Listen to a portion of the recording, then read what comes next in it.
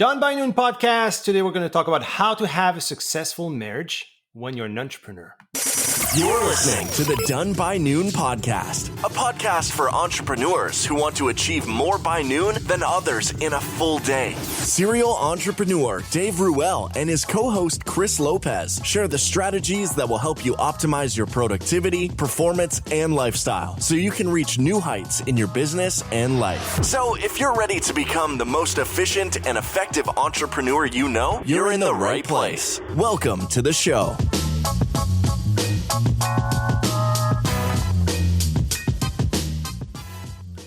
It's 10 past noon as I'm recording this. Is the Done by Noon system a scam? You do realize that you and I are going to have to behave ourselves in this podcast, right? Oh my this God. one? It's already starting. Like I get that all the time. I get that joke all the time. And now I can't really travel with COVID, but even locally, it's becoming a funny thing. We got our wives with us today. Hi. Hello. Behave yourself today, Dave. I know. Well, I behave myself every day, right? Like something I've learned. Like number one tip, behave. It's the army here. It's the army. I say that all the time. Welcome to the podcast. Merci. My thank wife. You. My wife. So And my everybody- wife. And your wife. but your wife's already a crowd favorite. Oh, stop. Right. Yes. Yes. Rose, I think Roseanne, if you would run for president next elections, you got chances. You have my No. vote. Yes. There's no way. There's too many skeletons in my class. Too many buried bodies. And that's why we live in the jungle.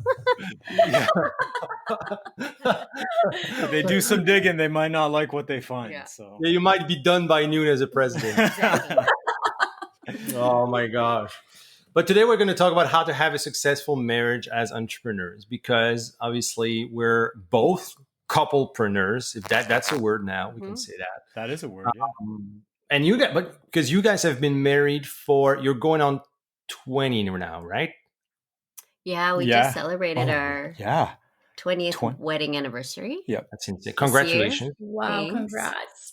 together for 26, That's right. minus 2 weeks. We had a 2-week break. We were on a break. Back in You guys were what? 1994, I think. You were on a break 95. in 1994? Yeah. Yeah. Something like that. Does that even count? I don't know anymore. No, it doesn't count. Yeah, no, it doesn't. But it's crazy. Like you, and I say that all the time, but you guys are the youngest looking, couple that's been married for 20 years. You don't even look like old. Like, you look younger. Like The youngest I want looking to- old couple you've ever seen in your life. Yeah. Yeah, that's when Chris, turns into Mr. Miyagi That's right. at age 50. 49, I'll look exactly like this. 50, I'll look like Mr. Miyagi. oh, The day after I turn 50, I'll look like Mr. Miyagi. I can't wait. Like that's the thing. I can't wait to have a nice, luscious gray beard, but my wife's not a big fan of it. and I hate it. No, I'm not in a hurry to be old. Seriously, I'm not in a hurry. I don't think I think- anybody's in a hurry. No, I ju- no, Dave is. Dave is. I just want to have a gray beard. Look like the most interesting man in the world. Drink scotch and No, tell It's stories. just an excuse. To That's be all I even wanna more do. slow than That's you a are. deal breaker. That's a Oh, yeah. marriage breaker I'm there. gonna have. Oh gosh. So yeah, for tip number That's one. like me and Chris growing any facial hair or head of hair. He has to be bald. That's my thing. I have hair too. I don't think I ever saw you with hair, Chris. No, I didn't have hair. I've been shaving my head. I've been doing the minimalist haircut thing for 15 years now, I think. Oh wow. Yeah. Yeah. There was one, I remember exactly when I shaved my head too. I mean, we're getting a little off track about marriage, but it was New Year's Eve and I was done with fixing my hair and everything. So we were about to leave for a family New Year's party and I just shaved my head. And that re-sparked the marriage. And that was it. I was like, oh, I like the new look. I was like, I like the new look. New husband. So yeah. all of a sudden you were New husband, yeah. No, it was like we were getting ready for the party and we were already on the main floor. And then I said, hold on, I'll be right back. And I went downstairs to the basement because we had a bathroom in the basement, and I shaved my head. And I came back upstairs in the same clothes that I was wearing after having shaved my head. I'm like, okay, good. I'm ready to go. And it stuck. And that was There that. you go. Yeah. I like it. It could be like that's the thing, right? I think like there's so many things to say. Like let's get back on track for really actionable tips for our audience. But that just shows you that I think one thing that works for marriage is attractability. Of course. Oh, Yeah. of course. Yeah. Being attracted to each other, right? Yeah. If I was just by myself, I would have a massive beard. And Yeah, and you would be by yourself. Yeah. Yeah, exactly. No, Yeah. Well, this is going to be a good opinion. one today. Your opinion, Well, yeah, lady. maybe you have a. No, but yeah, I think that's one of the big things. Like I think we keep dating each other, looking good for each other, like as much as we can. Anyway, as Yeah. we're Well, we have it's called a sexy fund. And so if we set aside money for things like, anything to do with exercise or anything to do with eating healthy or hair or what, just for personally to look and feel your best, because then when you feel that way, you are sexier. And then, so for us, that's a huge part of the marriage is so for me, it's not exactly, buying a whole new wardrobe, but it's just the things that for me make me feel sexy, right? Is that, whether it's, a brand new pair of flip-flops, we're in the jungle, it's just, I feel better. And then I, carry myself better. And then all of a sudden it's like, you find this new attraction to your mate. So we have this specific fund we put aside where we use it definitely to make ourselves feel good by the way we look. Sexier. Yeah. Energy is so contagious. And I think happy wife, happy life, right? Yes. Right. Totally. Oh my God. yes. Our Michaela just told me that yesterday. She told you that? She reminds me every week. Mikey, our Michaela, because we both have daughters named Michaela. That's awesome. But yeah, so she reminds me every week. She's like, remember, Dad, happy wife, happy life. You're right. Integrated at so young. I love that. Yeah. It's true both ways. I mean, I want you to be happy too, right? Yeah, no, but that's a thing, right? I think, you're right. It goes both ways because if one of the is not happy in the whole thing, it's never. I think it's important for each individuals to be happy before like being in couple. Like we say that all the time. Like we're two individuals, but we're happy together. Yeah, we need to be. I think maybe like it takes an adjustment to. I think when you're an entrepreneur, or let's say you have an entrepreneur, one entrepreneur, and your spouse is not an entrepreneur. It takes like time to acknowledge our unique differences or unicity in some ways, like the things that we like as a person, and respect that. Yeah. And I think once we do that, it's understanding that yes, I respect it, but overall we're just better together. And I think you just made a very good point. For entrepreneurs, I think two magic ingredients for couplepreneurs, would be respect and liberty. I would say freedom. Freedom. Yeah. Two things. That's major for me. How would you define freedom? Freedom when I need my time alone. That's majorly. It's true though, because it's like it's one thing for me too. It's like when I realize like when I don't have enough like kind of self-care, me time, or even thinking. For me, it's more like thinking time, especially when you have kids. It's like just having that time alone to just regroup in some ways. I feel miserable. I'm not at my best for you or even for the kids, right? I feel like, but I'm not like I need that, or I need like a huge amount of that. Yeah, it's not like a whole week. No, exactly. But just respecting the fact that I have my own little garden in some ways. Like for example, hockey. You're not a fan of hockey. Yeah, but whenever like I'm a huge fan of hockey. Stop going, right? No, but that's what I'm saying, because you respect the fact that I love that. And imagine if you'd be like, oh, you're going to hockey again, and then it would be like tiring after a while,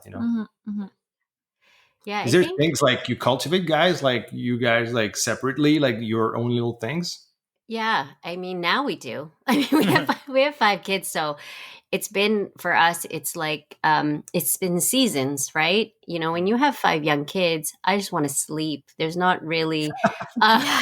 I don't want to be I don't want to Imagine. be touched by anybody because I have 2 kids I'm breastfeeding. I have 2 or 3 kids that are sleeping with me. I am up all night because I need Chris to be able to get up to work. So I just take the night shift because that's not fair. So I remember those, it's a decade of that. So there was a decade where we were roommates and we had to come to that acceptance of like, you know, either, um, you know, we're going to ride this out or, you know, we don't know what's going to happen after because it was literally impossible. You know, sure, alone time, but I didn't want it, to be honest. I just wanted to sleep. Honest to God, it's like you Yeah. could just Yeah. if you could just cook for me and take the babies and then I'll sleep and we'll figure this out. And for him to have that patience and understanding, it was rough. Mm. And we had help, but it's still not the same when your kids want you as a mom, you know that, or you Yeah. as a dad, they want you. So you could get as much help as you want, but let's say I go, you know, I was playing soccer. I'd go for my soccer game and I'd come back to like 3 screaming children. So even though I got my soccer in, I now have to do 6 hours of consoling, comforting, lying down with, nursing.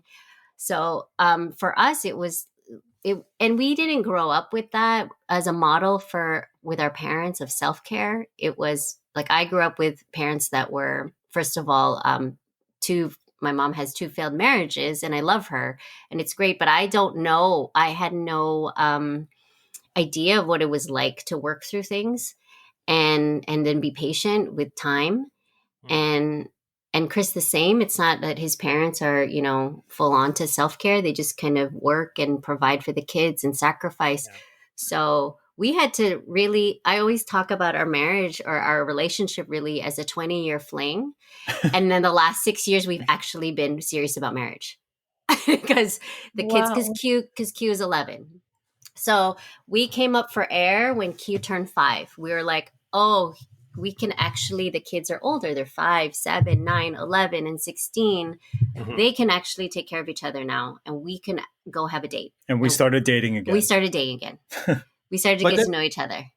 That's a good point because you see so many marriages fail, and you Right. see that usually when the kids like when they have kids, and all of a sudden the level of attention that one of the spouses is not getting enough attention, and it ends up breaking the marriage in some ways, And I feel like maybe it's lack of understanding, or I don't know if it's selfishness or lack of understanding or lack of patience that goes with it. But you're right. It's a season of life that you need to understand that, hey, it's not going to be all, No. Butterflies. Yeah. butterflies. No. All Yeah, the time. No. Marriage is rough, but I mean, Yeah. you have to choose your heart. I saw a quote on that not so long ago that would say you have to choose your heart. Being single is hard, but being in a marriage is hard too. And I think one of the problem would be that they lost the big vision Mhm. Hmm. for Well, the it's couple. easy. It's easy to lose a big It's vision when so you're busy easy, and yeah. you lack of sleep and you Yeah, have yeah, like and no you're pain. tired. Yeah. And you're right. You're right, Roseanne. I mean, when you're tired, and I mean, especially moms, because the whole breastfeeding situation, like men will not breastfeed, for example. So, it's hard. no, but it takes a lot of understanding, I guess. And I feel like sometimes a lot of men don't man up enough during these times. I feel like a lot of men just like, oh, I don't have that my attention, or I don't have like the amount of sex that I used to have, like things like that. I'm like, guys, come on, like this is not what it's all about. Mhm. And I think you enter a season of kind of a new version of love. You know what I mean? Like Oh. it's not passion anymore. It's all of a sudden it's unity. Love translates into I get other things. And then you're right. You do end up coming back to the original type of I would say more passionate love when the kids are out and things like that. Because I don't know about you, but one of the good thing, or one of my barometers when I the KPIs, if you want, of my marriage is how I'm still equally attracted to my wife, like since day one. It doesn't change. And for me, that's like, I hear about people's like, oh, I'm not attracted to my wife's like, shit, like I mean, I'm not sure about like what advice to say is like, is this a good sign or a bad sign? But I know for me, I'm like, okay, it doesn't change. And Corinne was like well, that's why our marriage lasts. Is like I keep being attracted to you no matter what the season. You know what I mean? Mm-hmm. Yeah. I think for a lot of people too, I don't think society and the time that we're living in helps a lot either, because everybody has these expectations that things are going to be amazing right off the bat. When people don't realize you have to work at marriage and you have to approach it much like much like being an entrepreneur and going into business for yourself, you have to really have a long-term approach. And you were talking about like a vision for the marriage or a long-term vision. That's the approach that you have to take, because it's not going to be sunshine and rainbows all the time. And I think unknowingly that's what we did, where we were kind of in triage mode for a good decade, taking care of the kids because we have 5 of them and I had to work and all of that stuff going on. And then, but we didn't let go of that long-term vision of what it was that we wanted. And as long as we were able to check in and communicate exactly what we wanted and that our goals and our values were still aligned, I think if you're able to do that, then you'll be okay. But you have to understand that it's not going to be instantaneous all the time. It's not going to be amazing 100% of the time. Yeah. And it's not your fault. So sorry, go ahead, Roseanne. Oh, no, go ahead, Dave. Like it's not, and it's not necessarily like the fault of one of the partners. It's just contextual. It's the situation. It's like, hey, you got young kids. They sometimes they don't sleep. We and like this situation's going, and then we don't have time. Like barely have time to think or to do stuff. And I think it goes back to shit. I have limited amount of self-care. Like it's with a limited amount of self-care, it's very hard to be like at your best for your partner. And think straight too. Yeah. You don't think straight when you're tired, right? No. And that's when definitely you should not talk to each other. Exactly. So you have to respect these boundaries. Oh my gosh. And it's one thing that I don't know about you, Chris, but I'm just typical entrepreneur, solution-oriented guy. I'm like, oh, there's a problem? Well, I got a solution for you. And it involves 5 steps. Here are the 5 steps. I'm like, crazy. That always works. Oh, yeah. Oh, yeah. So another thing for the guys, this shit doesn't work. Who makes you great as an entrepreneur will not make you great as a husband. Don't try to solve all the problem in 3 to 5 steps. No, sometimes we just want to vent. I know. It's hard. Like, I don't know. Like for me, because my modus operandi is just like problem solution. And that's how my brain operates. And even after like we've been together now going on 11 years. Yeah. So 11 years married, 20, going on 8 years married almost. Oh, wow. I think so. Yeah. And even after 11 years together, I still have the same reflex. I still have the same of course, way it's of doing things. But you're built like that. I know, but I know, and every single time I do that, and I know it triggers you, and you just want to vent and being listened to. I'm like, you're such an idiot. You don't fucking I'm talking to myself. I go like, yeah.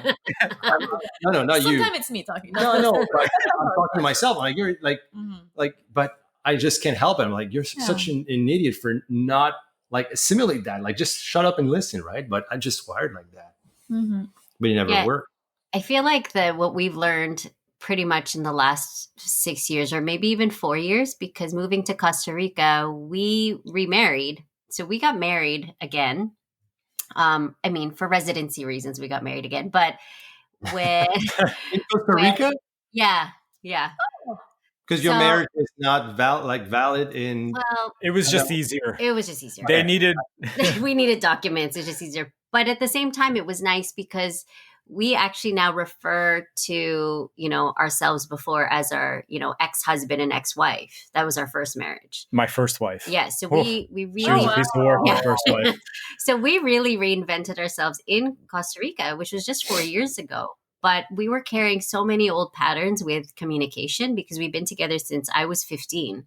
So we learned a lot of, habits. We know, like both of us can use the worst possible thing that could hurt each other and really love. I don't know where I heard it. Is this like Simon Sinek? Yeah, Simon Sinek. A definition is when you know what can hurt and you'd never use it.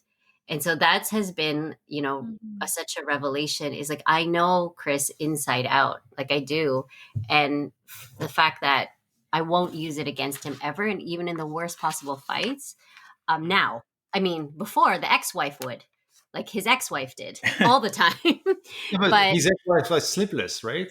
right, exactly, sleep deprived, totally let life go. But I think that that's been a huge thing, is knowing that the communication aspect, even if it's in the middle of a drive, and go, hey, what you just said, I didn't quite get that.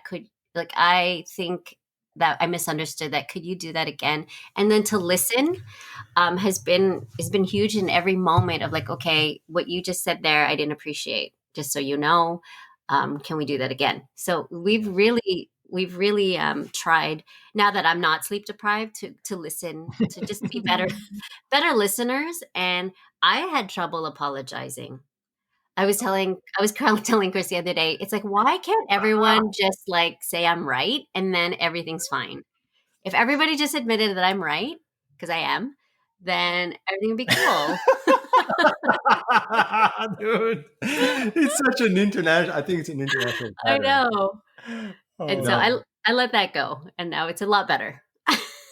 But I feel like that's the thing. Like I realized, like I remember at first in the relationship, I really wanted to prove my point every single time, I know. and I was like, "Oh, I'm not gonna apologize," or I'm not like because I know I'm right, and I'm not gonna. And I'm like, life is so much simpler when you acknowledge that yeah. there is no rationale here. There is no right or wrong. This is just like do the first step, and usually, like I do the first step and then you come back and say, "I'm sorry, I was an idiot." Yeah. But if I don't do it, Yeah, I want. yeah, you're gonna hold. I'm a good player, but I'm not like gonna be the first. Yeah, no, but that's why I understood. So the first thing, like if I can be it's fine. Like I mean, I my so I don't. Yeah, it's an ego thing, I guess. You're like, oh, I want to prove it right. No, it's like okay.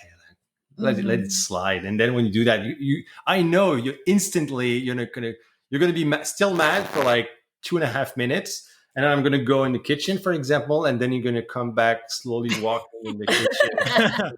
Like, it's the pattern. yeah, and then you're gonna not say anything, and she's gonna come and cuddle, say, "I'm sorry, I'm fiery." Like, sorry, I've I'm a heard that. dragon. I'm a dragon. Dragon lady. I call her dragon. Mother Khaleesi, mother of dragons. Yeah, good. I got two other dragons. Yes. Oh gosh. But yeah. I think it's like it's pointless to try to prove a point or something when things like that happen or conflict happen. Yeah. Just like, hey, let's let it slide. We'll talk when the time is right. You know what I mean? And then we do. But it's very important to talk it through, though. Yeah, it is, but not when you're into like It's so emotion easy. or sleep Resentment. deprived Yeah. We're not in the heat of things either. I think it's No, always not good to see each other's sides and take a breath and give each other space, and then come back when you're not in the heat of the moment to talk it over. Yeah, but before I didn't know we could do that, I would chase you. You would say, Yeah. I need to go for a walk to come down, and I would chase you out of the house and say, no, you cannot go. You can't. We have to finish this. And then we realized that, we have different ways of processing, and that's Yeah. okay.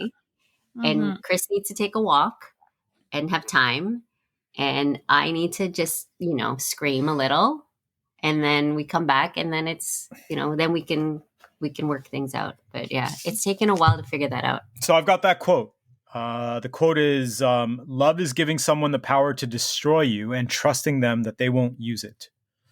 Ooh. It's so powerful. I like it. That's Simon Wow. Sinek. That was Yeah, really good. that was really Oh, that's okay. Very, very good. I like Always be cynic the did bigger that, person. Yeah. Yeah. But always be the bigger person. But sometimes being the bigger person is like actually to shut up and just let the other person have their own space, and then Absolutely. and then when like we do the first kind of the first move. But it's not easy. I mean, and everybody's different. Everybody has like different like backgrounds or ways of or different parents, right? We identify a lot to our parents on the way like that's the funny things that this when you like your parents are your kind of the models, like you're going to model yourself again like based on what you saw or based on what you don't want from what you saw, Right. you know, from your parents. But like they dealt with the same shit too. You know what I mean? This is the part when you're a kid, you don't see that always. And then you become adults and married and you're like, okay, yeah, it's kind of a universal thing. No, so much of that is subconscious. You're right. I mean, and it's like whenever I don't think Roseanne, have you ever? So I don't think Roseanne has ever said you're just like your father, but I know that there are times when I am exactly like my dad. And, but I don't, there's no intention for me to be like that. It's just that it's what you grew up with. It was the environment. And so, No, I only say it when you tell me now. You're like, can you tell me if I'm acting like my father? And I'll, like with the kids, because there are things that you prefer not to be like. And I just then, will do it really in a gentle way with an intention of really helping and not being accusing. And then you appreciate that because you asked me for it. But yeah, I would never use it against you because, I would never like you to say that I'm like my mother. Yeah, another tip. Don't say that ever. Yeah, don't say that. yeah. Oh man. But no, these are patterns that we carry and without even knowing.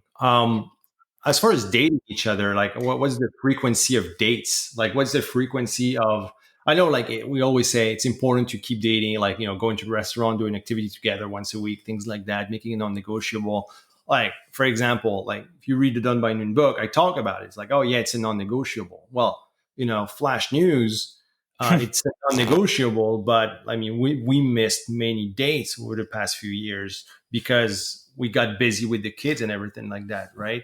And it's not because we don't want to date each other. It's just because, as I think, as It's you just said, simpler Rosen, not to sometimes. yeah, we're just tired. We're like, oh my god, like I just want a frictionless experience tonight. Like I don't even feel like getting dressed, and like, what about we just looking for obviously like not a nanny but a babysitter.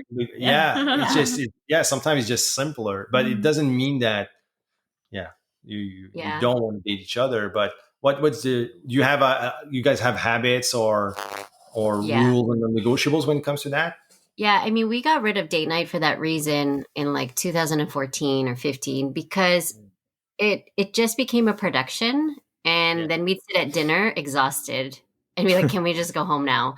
So what we do now, we realize that it has to be a daily maintenance because a once a week thing, things build up. And so Chris and I have been waking up together at 4 a.m. forever. And at one point we watched sunrises every day at the lake together. And that was our time. And so we just redefine what date means. And one time he bought a couch when we lived in Toronto in our old house. He bought a tiny little couch for the porch. And we would go out there because the kids were little. And then we would go out there and sit there no matter what, if it was snowing, cold. And we would just sit, even if it's for 10 minutes. We could sit in silence. We could talk. We could lock the kids in. They couldn't come out. They weren't allowed to come outside to see us. Pattern with you guys. They would be at the window. Can we come out? Can we come out? I'm like, no, I'm ignoring you. As long as they got water, it's fine. Exactly. Yeah. It's totally it. It's water. It's fine. You can go 28 days without food, Dave. and now we go on our walks because we now, we understand the benefit of walking, being outside, vitamin D. So we try to be as efficient as possible. And, a 30, 40-minute walk together is like the most amazing date. We do it daily. And so we kind of relieve the pressure off of those types of, okay, dress up, go out. Because I personally we do a lot in the day. We're both, entrepreneurs, and we really, really love what we do. Like I love what I do now, and Chris loves what he does. And so what we do now is we are like the protectors of each other's individual callings. So it's just changed the role where the morning we get our date in and we both agree that that's our date because we're protective of each other's time. And so there's no need to like schedule a Saturday. And I'll say, to be quite honest, if let's say Chris wants to go out to dinner, I'll say, no, I can't. I'm exhausted. I need my sleep because I need to get up at 4. I need to do that 4 a.m. wake up. That's a non-negotiable for us. And so we just incorporated our date time in that time. And it's actually great because then it's an easy maintenance schedule. It's daily. We check in, we have our conversations, we have our coffee before the kids wake up. We're alert and we're calm. And so we fight less because we're not talking at the end of the day, honestly. It just really for us, it really just forces good habits too, because in order for we committed to getting up at 4 with each other. And so with that, we have to be able to get to bed really, really early. And so getting to bed early, making sure we get enough sleep, like, I make sure that I'm making dinner early and that we're eating good food. So it's kind of one of those things that just built into healthy habits. And that's what we do now. It's not so much a production. Yeah, we're the most boring couple on earth, a lot of our friends say, because we don't go out. We hardly do, unless it's a very, very special occasion to celebrate a friend's thing. But we are really protective of our 8:00 bedtime. I mean, it sounds like we're 60 years old, but it's because but now what we see, especially during this time, the last 7 months, we've been really strict with our routines based on, just trying to stay healthy and stress-free. And we've noticed a real decrease in our conflict. But I mean, so what we do, getting up at 4 a.m. and doing that daily practice, it's not for everybody. Everybody's got their own type of flavor. So like, what about you guys? Like, what do you guys do? What do you guys have daily practices together that kind of helps maintain everything, or even weekly practices or weekly dates? We try to do weekly dates, but it's hard. But we still do it at home if we don't go out. But you know what? Like hearing you guys, like I realize how much I miss our walk together. When we were living in Ottawa, we used to walk like every day, and they were like the best conversation ever because exactly that you're stress free. You're just like, I don't know, they were the best conversation. We could do that because we had no kids. And the truth is now that like we can't go out, for example, in the morning because we would have to take Michaela. Right. Oh, yeah. You know what I mean? We can't just like she's there sleeping. We're not going to leave our kid by herself, like in the house sleeping, and we're on a walk. You know what I mean? They're still too small. Like just leave her water. That doesn't look bad. Water. Like they're good for 28 days. She's in her crib. She can't go anywhere. Yeah, exactly. We can just put chicken wire on top of the crib, and they're gonna call child services on. Oh my god, yeah. You guys are fine in Costa Rica. I can see like child services coming to our house. Like I heard about chicken wire on the crib. We're going to check in. But no, I think that's the thing, and it's contextual too. And I'm like, you know what? Like we're trying our best. Like honestly, like we have our dates. I think it's in our schedule, like our dates. We try to like go outside together, like as much as we can, like, but it doesn't happen all the time. But sometimes, like even if it's midweek, sometimes we're just going to open a bottle of wine, chill, like have little snacks. We make sure that every week we spend time together just to talk. Yeah, just talking. And it's not always easy because you're just to connect. I wouldn't just say talk, but like connect. Yeah, connect. But talking, we need to, like, that's the thing. Because we talk all the time. But no, but I mean, we have that space. Yeah. Mm-hmm. But it's really content. We're at a moment in our life where as you said, like it's busy with the kids. And I think when the kids are going to get older, it's going to be a lot easier to do that. That being said, we try to make our quarterly. And that's another thing that because Michaela is so small, she's young, like we have kind of did less of that, but we used to do like quarterly weekends. So going out, like going somewhere just together to do our quarters, fill our buckets, things like that and be together for a weekend or a long weekend. Hasn't been that easy with, number two. But we try to. We get one coming up soon. But it's okay. It's a season of life. So I'm totally fine with it. It's not like I crave it that much. It's like, I know we're going to be there. Yeah, but that's what I'm saying. Yeah. It's not neglect. No. It's really, I feel like it's contextual. Mm-hmm. You know what I mean? Yeah. And then there's just that extreme. It's like, the kids will grow and you'll look at each other and you don't also want to get to that place of, who are you? We never, we didn't spend any time. So I think, any little bit just to check in, even if it's crazy, for sure. Because we got to that place where like we came out of the fog. I came out of the fog and it was like, I'm not sure who I am. So I don't know if I can be with somebody that I also don't know. And it was this, not that we were going to separate or anything. It was just, I need you to be patient as I find a new identity other than just mother and wife, and Right. understand for myself where is it, and where do I see myself in 5 years, independent of my family, and what do I want to do. And we've had that agreement when we started to have all the kids, that I would take on all of that, the homeschooling, the care for them, and that was okay. The logistics I did, that was fully my responsibility, and I loved it. But then after they start getting older and they don't need you as so much, I think maybe a lot of, parents, or especially moms who stay at home, you don't want to wait too long before you start asking yourself those questions. What's important to me right now? What do I want? And so I think that was really key in our marriage, when Chris was there to just, hang back and let me figure stuff out, which meant a little bit more time away from the family, time away from the kids. I started to take trips by myself, without the family, going, outside of the country by myself, just to have that space, and for everyone to understand that this is, again, the long term of it is, it's going to help me, and then I'll be better to be, a healthy member of the family. Yeah, I think So, the spouse, like, does, like, you got to take it like, it's not because I don't want to be with you. It's right, Right. because, like, I want to be with you at my best. Exactly. right. Yeah. Mhm. And it's fine. I tell you all the time though, like, that sometimes I push Corinne to do, like, more of her, like, it's like, do your own thing in some ways, like, that's fine. And actually, like, and it's that's because you're attached really to, like, your role as a mom right now with, the kids. But I feel like it's super important. I do less of it now. I used to do it a lot more. But yeah, it's something Yeah, that for me we it's should. still hard, but I'm working on it. Yeah. Oh, yeah, of course.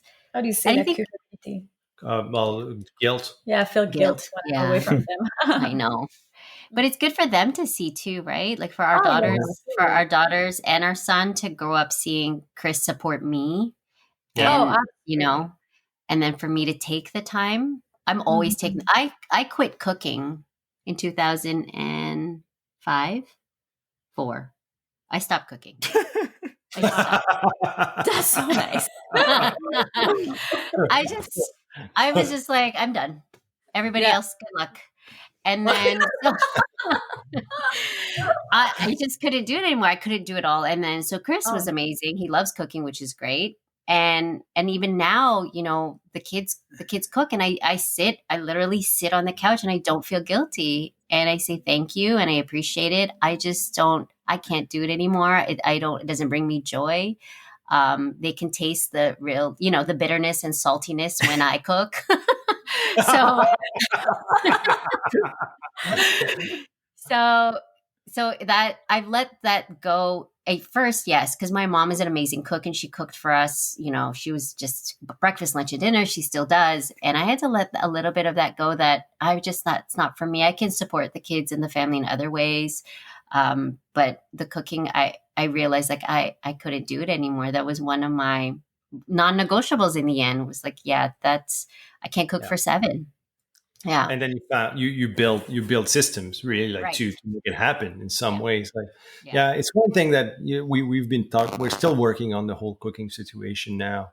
I'm still waiting for you to cook, to be mean. Yeah, but yeah, but I'm a systems guy, right? And I mean, I come back from a systematic way of cooking. Like, I mean, But we both don't really like cooking, so no, but that's the thing. Like, and it's coming from a guy who, made most of his money selling cookbooks.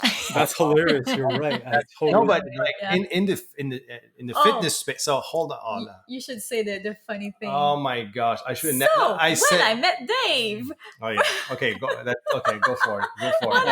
I want to hear this one. I was so impressed by him and his the culinary talent. He was like, "Oh, get used to it. I love to cook." It lasted about 3 days. Yeah. Three whole days, I and know. then it was done. I wanted to impress her. This is when I switched to the So done by funny. noon system. Yeah. So, But I wanted to impress her, and it was like, I was trying to get on my ways. But, like, honestly, like, I'm coming like, from the fitness "Ooh." world where I was I was an old school meathead eating 6 meals a day. And it was very systematic. It was like, batch cooking and Yeah. freezing and all that, the whole 9 yards. And she was not a big fan of it. She was like, yeah, but I feel like food is good, but I like new recipes. I like fresh stuff. And I'm like, for me, like, oh, okay, on Mondays, we're going to have that for dinner and that's going to carry over for lunch because like I have enough like batch cooking. And that I was super efficient with my cooking. That's how I created the cookbooks. Yeah. But I'm not a fan of figuring things out or doing meals from scratch, for example. I'm not good at it. I'm really not good at it. And I kind of like, finding systems. But we're trying to find a way where I can put my systems to work without for her being kind of too boring, and not too boring because the food is good, but it's I don't know. So we're trying to. We're still struggling on this part. Yeah, but it's not too bad. No, it's not too bad. Yeah, it's not too bad. But I mean, we need to be a little bit better with that. Yeah. I think the other thing though is like you can find systems in terms like if you guys have food delivery services or anything like that, because then that frees up your time. We live in the woods. Yeah, there's Well, I know, but they don't have that. No, not really. It's only junk food. That's the thing. Yeah, okay. that's not a whole lot of healthy around here. Oh, okay. Yeah. The only thing would be the box delivery. We used to do that a couple of times. But I found like it was getting expensive for the amount of food you were getting. Yeah. And sometimes I found like it wasn't easy enough. Like the cooking time, the amount of pots and pans I had to use for a meal. It was fun. I like actually to cook that and prepare that. That's the only time you cook. It was just like a lot. If I felt it was a lot of work to just actually do that versus, So anyways, that's fine. We're going to find our. But there's definitely systems to implement, it's just like finding a way to like, and also enjoy cooking. Sometimes we're going to cook together. We're going to do with it sushis and stuff like that. But that's because the purpose is actually not to eat or for nutritional values, to have fun with it, And we do that quite often, actually. Some nights we're just going to cook up some nice stuff that we like together. Yeah. And it's a nice moment, right? But when it comes to not more, always painful. But that's what I'm saying. It's like there's a purpose to it versus when like the day-to-day meals per se, like needs to be, in my opinion, like a little bit more systematized. Yeah. And I like your system, Roseanne. Like, I'm going to start cooking, and Chris will have to figure out his systems. Yeah, exactly. Well, also, like, now the kids are older. We have some that really love cooking and baking and some that really just want to clean up. I mean, it was so hilarious. Chris got a new Instapot here. So he's been making a lot of amazing meals, and it's a lot easier in the Instapot for a large family. And he was air frying chicken. And he left to go pick up something at the pharmacy. And he's like, okay, when the buzzer dings, it's ready. You can eat it. And it was Frankie and me at home. So Joey, Chris they cook and Mikey bakes. And it was just me and Frankie. And so we see the ding. And I'm like, I don't know how to open this thing. And I look at Frankie. Frankie's the same. She's like, Mom, you're asking the wrong person. I'm like, I don't want to break it. So I was gone for half an hour because we didn't know how to open it. That's how useless we are. And then he came back. He's like, oh my God. He's like, I did all the cooking. You just have to open the lid. And so, and so as they've gotten older, it's like it's shifted again, where it's like I have kids that are really, really loving it and understand that. Some of their siblings don't, and that's okay, but they'll clean up after. So it's trying to figure out totally systems that work. And when Chris injured his knee last year and I had to, do some cooking, everybody just had to deal with the salty noodles. Everybody fasted for everybody. Yeah. The kids learn how to fast. Water fast. Or they learn to hate scrambled eggs, because that's all I made. But I think like we could do a full episode on actually cooking systems. That's true. Yeah, I think obviously, like, this is the thing. Like, I feel like cooking for the pleasure of it should be kept as is, but cooking to eat as like a survival thing, like, needs to be, in my opinion, systematized. Systemization of meal prep is just underrated. Yeah. And my wife is very resistant to the idea, but that's fine. I learn new stuff all the time, but I know I'm the problem, so I'll work on it. Yeah. I mean, I'm a pain too with systems. I'm like, I think, everything in life needs to be systematized. And she's like, go with the flow sometimes. Like, yeah, I know, but systems are just more efficient. Well, I mean, when Chris started his own business, like like when we had AJ, I mean, we both worked for banking and investment companies. And so when he decided to start his own business, it was so nerve-wracking for me because I didn't feel like you could systematize it. I felt like everything was up in the air. We don't know. Okay, when's the next, what's the, when you trade, it was what, money for hours. Yeah. It was this kind of another type of like uncertainty in life. And now I can't imagine our life. Like we, just to be able to take a pause. Okay, coffee break. Let's go for a walk. This is so great. But in the beginning, I remember, especially when he went online, pleading with him to get a 9 to 5. I was like, it was so new for me to have this kind of entrepreneurial lifestyle that it was so scary. It was like really scary. I didn't realize that there could be a system. Yeah, because it takes time to just adapt to it as well, right? I mean, when you start, you just don't know. Like you're trying to figure out how to to get disciplined or to set up your own systems in some ways, right?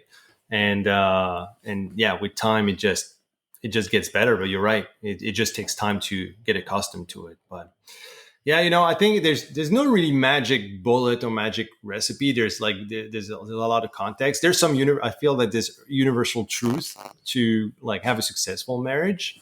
And we talked about it today, but there's a lot of contextual thing that needs to be dealt with, based on you. But there's so much. Yeah. And it's just to wrap it up. It's not an easy thing. No, it's But not. it's a fun thing. Yeah, but You have to keep and that yeah, you keep it fun, but also you got to. I'm a big fan of honoring my words per se. Like when you commit to each other, you commit. I think now people just like they take it too lightly, like for better or for worse. Yeah. And like they want they want the better, and the worst is like when the worst comes, they're like, oh, I don't want to deal with it. I don't know, like, got to live up to your word, to your words. It's going to suck sometimes, and that's fine. It doesn't mean like you need to take it all and not say anything. Figure it out and talk it through and figure out solutions and find out. It's like anything else. You're just trying to find a way to get better. You do that as an individual, well, do that as a couple as well. Mm-hmm. Yeah. True. And I think also like we have a practice of asking each other every morning on our walk 7 questions. So sometimes our walk we don't talk and we just focus on these 7 questions, especially if we know the other person is kind of going through a stressful time or anxious about something. We won't, dwell on that. We'll do those 20. It's like Tony Robbins thing, the 7 questions. Why are you happy? What are you excited about? What are you grateful for? What are you enjoying right now? What are you proud of? What are you committed to? And who do you love and who loves you?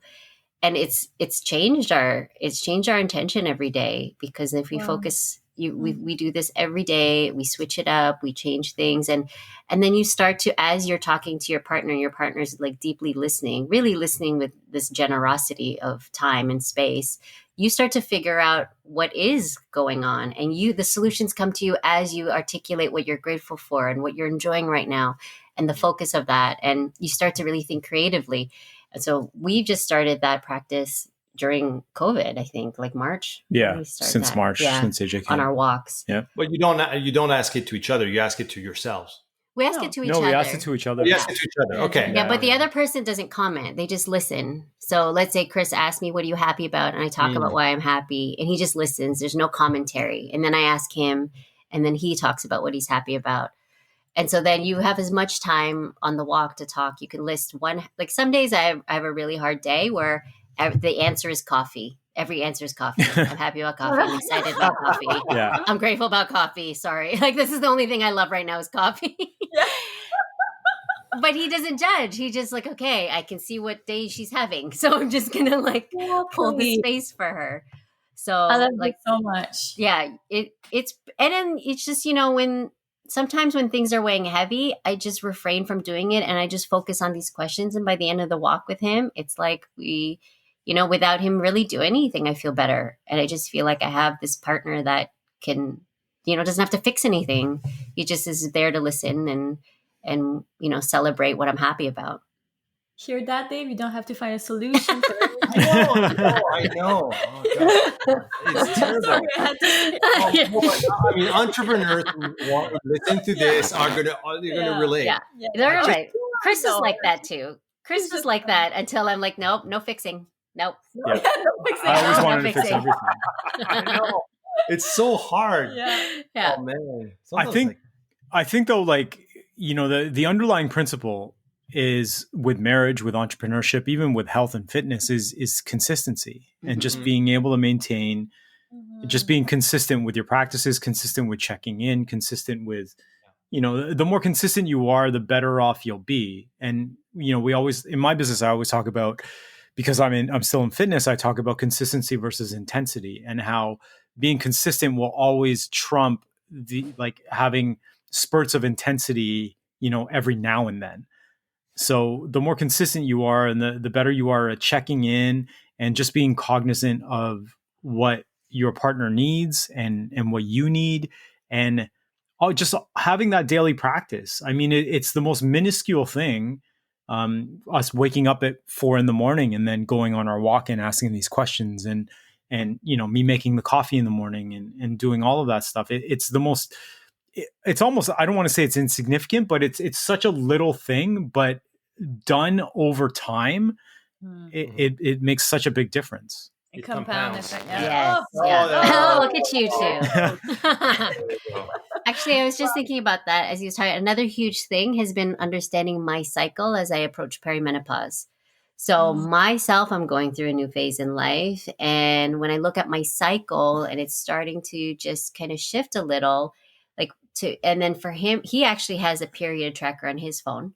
So he knows where I'm at. And you know when I am most, you know, creative and lively and communicative, and there's 1 week a month that everybody knows, like, you do not talk to me. There was a week a month that I used to go on quote unquote business trips. It's so smart to track it. He tracks it. Well, he has to track. Sometimes I'm like- 4 ladies. He has to track 4 ladies I've in got the house yeah. that have What's the name of the app? it. Flow. No. It's Oh. Flow. Yeah.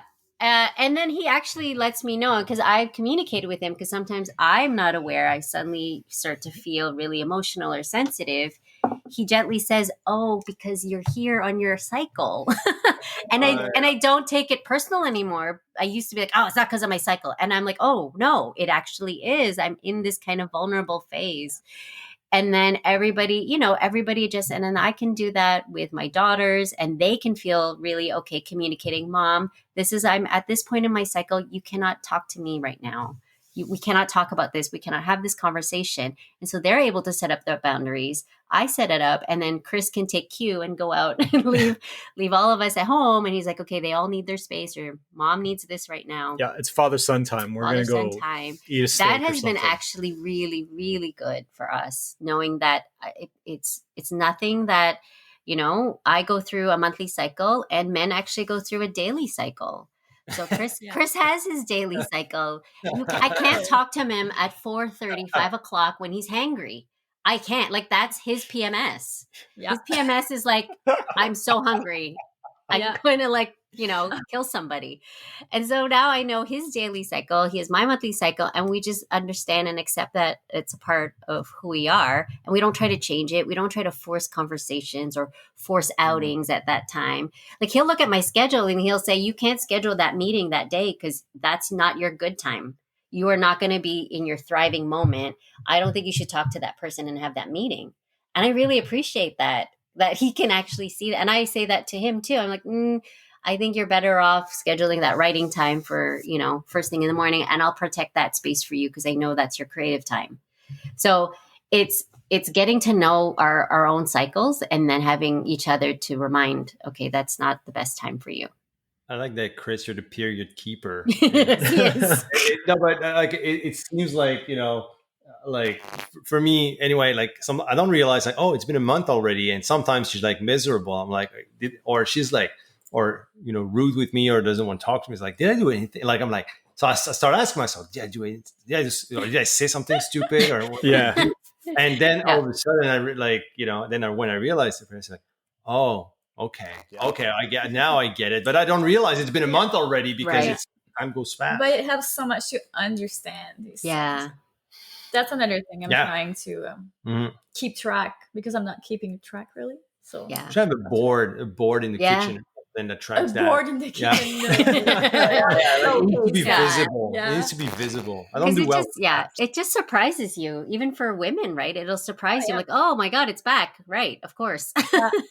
Yeah. No, true. It's so powerful. It's a powerful tool.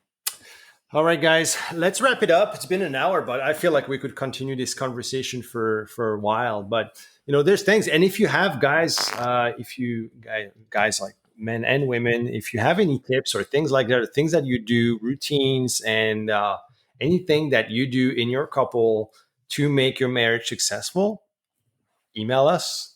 Be more than happy to read you and listen to you.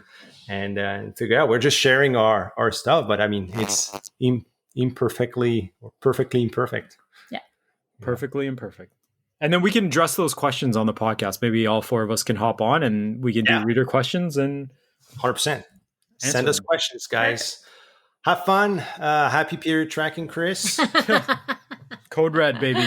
Code red. Oh my gosh, that's another thing. All right, have a great week, guys. Have a great week, everybody, and we'll talk next week. Bye, Thanks, guys. Bye.